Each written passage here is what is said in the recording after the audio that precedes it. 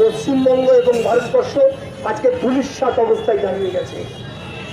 ভারতবর্ষের কোনো কোনায় যদি যান, আপনারা দেখেছেন এর মধ্যে পরিচয় দিতে হচ্ছে যে সে এখানকার ভারতবর্ষের নাগরিক, নয়তো তাকে তাড়িয়ে দেওয়া হবে।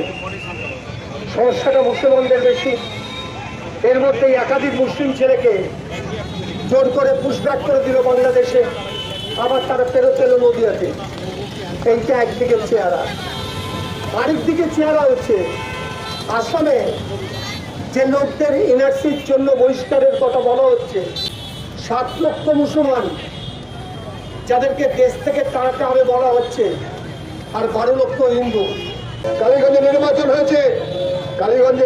হয়েছে, সেই নির্বাচনে উপনির্বাচন তৃণমূল জিতেছে। বিজয় উল্লাস করবার জন্য তারা বোমা ফাটালেন। কাকে মারলেন? 9 বছর বয়সের এক বালিকাকে, তামান্নাকে খুন করলেন।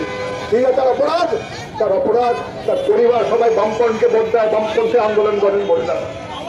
কর্ণাটক চাষ করছি আমরা, যা খুশি তাই করে চলেছে এই সরকার। চুরি দুর্নীতি সমস্ত জায়গায় ছেয়ে গেছে।